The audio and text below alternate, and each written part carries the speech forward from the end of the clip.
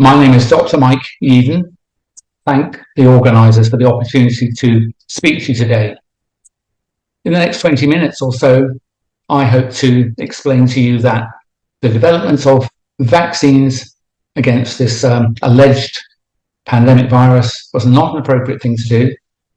And I think more importantly, that the design choices about the vaccines, the so-called vaccines, were in every case the consequence of producing toxicity and harm in human beings. And I'll finish with some questions for you. So first, a little introduction to myself.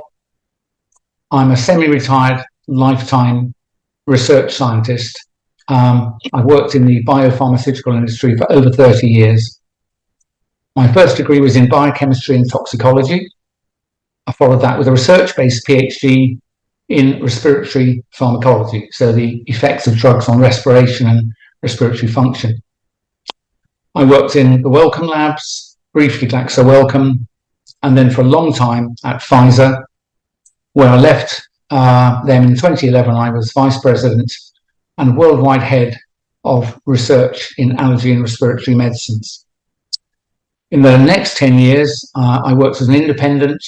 I consulted to 30 biotech companies, and I also started, ran and sold my own biotech company, Ziarco, in 2017. I was doing a limited amount of consulting when the alleged pandemic started in 2020, and I had plenty of time to pay attention to what was being said to me on television.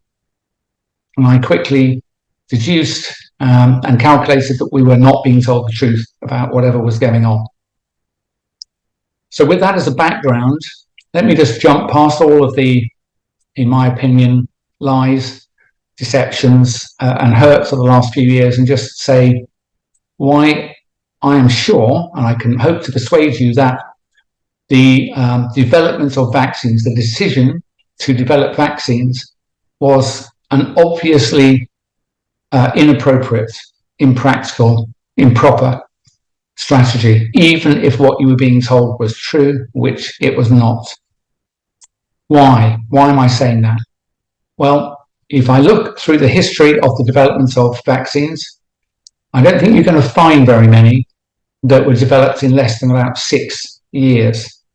Now, that's because it involves first discovering or inventing the material you hope to make into a vaccine, then conducting preclinical toxicology in test tubes and in animals, and then a staged series of tests in human beings to see if it works and if it's safe.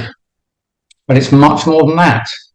You have to manufacture on scale a complicated biological material, and the processes required to make sure you have control of this complex biological manufacturing process itself takes no less than several years. It cannot be done faster.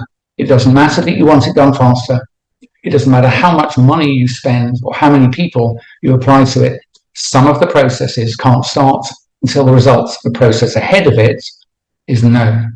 And the long and short of it is, ladies and gentlemen, it's absolutely impossible, laughable as to someone like me, to pretend that a vaccine was conceived, created, tested, manufactured and authorized in under a year. So I'm telling you for absolute certain, after 30 years in this industry, that is not what happened. Something else happened. There are other reasons why you wouldn't make a vaccine. In this particular case, a very important one is there has not been a pandemic. If you look at the work of Dennis Rancourt in Canada, you will find there's no evidence whatsoever of increase in all-cause mortality until the WHO, in my view, fraudulently declared a pandemic. So there's not been a pandemic. There were an increase in deaths, of course.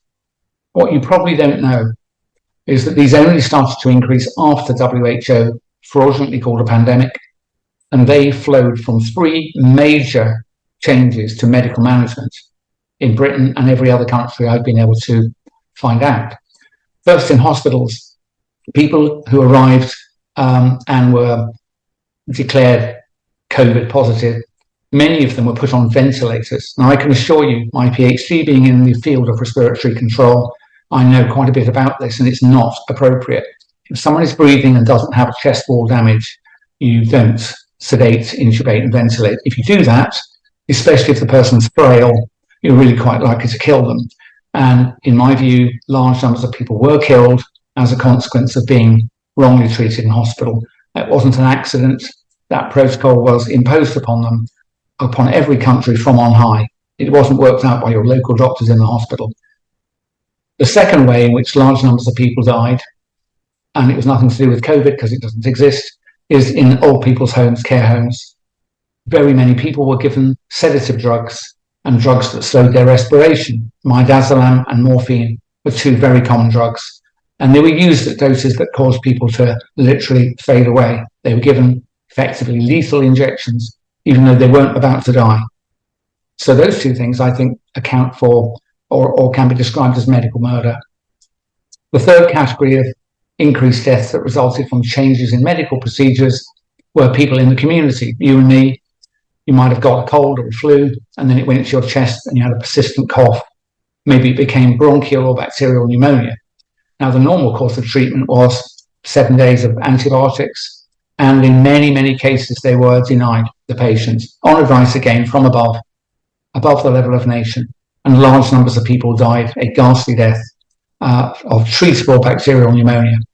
So, and then all of those deaths in hospital, care homes and community were all ascribed to COVID. And there's your pandemic. There is your pandemic, ladies and gentlemen. So I've given you one reason why you wouldn't develop a vaccine. It cannot be done in 12 months. It would take years and years and years. If you do it faster, you've done it badly or incompletely, or you have not obtained the data to say that it works or is safe. So I don't know what they did exactly, but it was not a vaccine.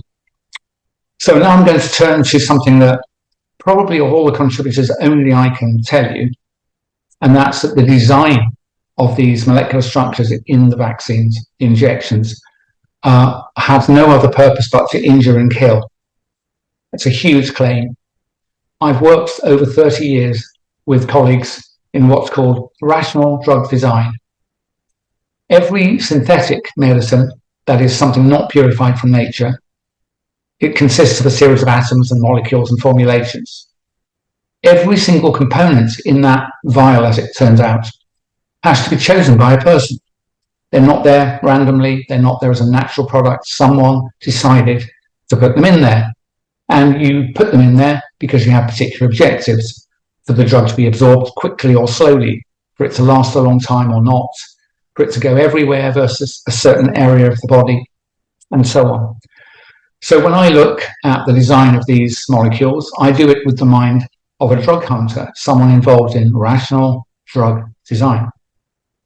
And I will be able to tell you 3 or 4 things about these vaccines that are not accidental and undoubtedly would have as a consequence toxicity that was predictable and indeed predicted.